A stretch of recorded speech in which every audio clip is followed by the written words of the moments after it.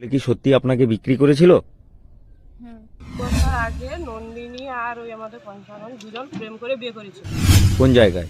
হায়দ্রাবাদে। এবার গ্রামবাসী আলোচনায় বসছিল, বসে সিদ্ধান্ত হয়েছে যে ওরা থাকবে একসঙ্গে। ঘরে ছিলাম, ও আমাকে নিয়ে গেছে হায়দ্রাবাদে। আচ্ছা, থাকার পর 3 বছর ওরা সংসার করেছে। সংসার করার পর ওরা বাইরে কেরালায় কাজ করতে যায়।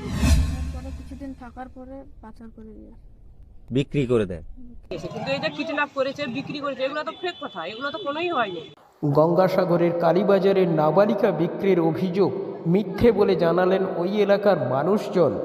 বেশ কয়েকদিন আগে সোশ্যাল মিডিয়ায় ভাইরাল হওয়া একটি ভিডিওতে দেখা গিয়েছিল একটি মেয়ে, তাকে জোর করে একটি ছেলে বাড়ি থেকে রাতের অন্ধকারে তুলে নিয়ে গিয়েছিল হায়দ্রাবাদে, বিক্রি করেছিল তাকে। আর সেই ভিডিও ভাইরাল হওয়ার পর এবার ওই এলাকার মানুষজন কি জানালো দেখুন। বছর আগে নন্দিনী আর ওই আমাদের পঞ্চানন দুজন প্রেম করে বিয়ে করেছিল। এবার গ্রামবাসী আলোচনায় বসছিল, বসে সিদ্ধান্ত হয়েছে যে ওরা থাকবে একসঙ্গে। থাকার পর 3 বছর ওরা সংসার করেছে। সংসার করার পর ওরা বাইরে কেরালায় কাজ করতে যায়, স্ত্রীকে নিয়ে কাজ করতে গেছে। সেখান থেকে আবার এসছে, আসার পর এখানে একটু যে তার শ্বশুর বাড়ির যে যে নন্দিনী গিরি, তার মা তাকে একবার দেখে ওই মারপিট হয়, যে বলে যে আমার মেয়েকে এখানটায় রাখো না, আমি বাড়ি নিয়ে চলে আসবো। এই বলে মেয়েকে মারধর করে এখানটায় নিয়ে এসে 7-8 দিন এখানটায় রেখেছিল। তারপর আবার বাড়িতে নিয়ে যাওয়ার পর মেয়েটাও একা পালিয়ে গেছে। পালিয়ে যাওয়ার পর সেখান থেকে আবার একদিন মহিলা সমিতির লোক এসে এখানটায় নিয়েছে। কিন্তু এই যে কিডন্যাপ করেছে, বিক্রি করেছে, এগুলো তো ফেক কথা, এগুলো তো কোনোই হয়নি।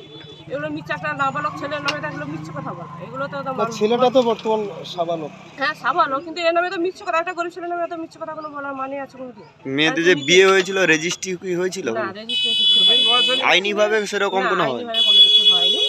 এমনি দুজন ভালোবেসে বিয়ে পরে করেছিল। পরে হ্যাঁ, আপনারা সোশ্যাল মিডিয়াতে খবরটা পেয়েছি যে এইরকম ঘটনাটা হয়েছে, কিন্তু এরকম ঘটনা আমরা পাড়াপতি হয়েছে কেউ জানলাম না, কিছু না, কিন্তু মোবাইলে দেখলাম যে এত কিছু হয়েছে।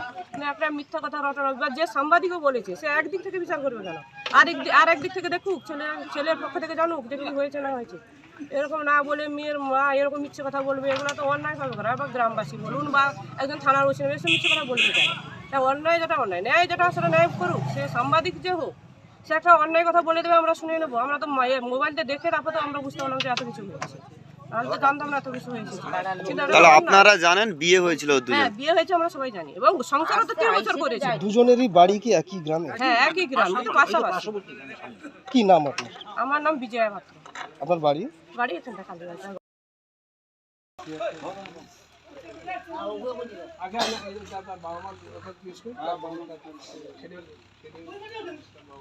আইসো বাবা আইসো।